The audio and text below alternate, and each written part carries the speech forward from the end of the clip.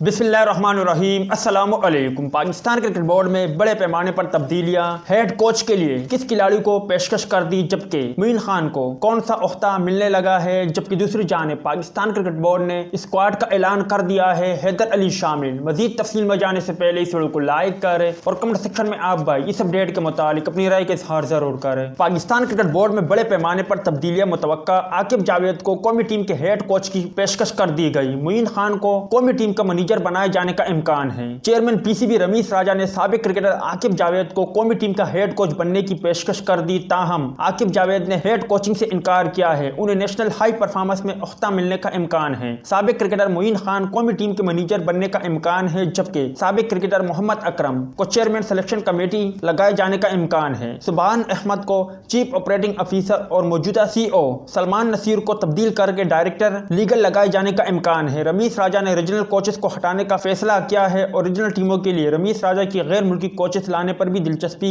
बढ़ने लगी है। दूसरी जानिब दौरे श्रीलंका के लिए पाकिस्तान क्रिकेट बोर्ड ने स्क्वाड का ऐलान कर दिया गया है। कौमी टीम 21 अक्टूबर को श्रीलंका रवाना होगी। दौरे में 4 रोजा और 3 वनडे मैच शामिल है। कौमी क्रिकेट टीम के 19 रुकनी स्क्वाड की क़यादत साउथ शकील करेंगे। दीगर खिलाड़ियों में हैदर अली, अब्दुल्ला शफीक, इब्रार अहमद, अब्बास अफरीदी, अहमद सफ़ी अब्दुल्ला, आकिब जावेद, अरशद इकबाल, इरफानुल्लाह शाह, कामरान गुलाम, खुरम शहजाद, मोहम्मद हारिस, नसीम शाह, उमेर बिन यूसुफ, कासिम अकरम, सलमान अली आगा, सलमान खान, उस्मान सलाउद्दीन और जायद महमूद भी ऐलान करदा स्क्वाड में शामिल है। टीम के हेड कोच और मैनेजर इजाज अहमद, स्टन कोच राव इफ्तिखार और फील्डिंग कोच के लिए मुख्तशिम रशीद को मुकर्रर किया गया है।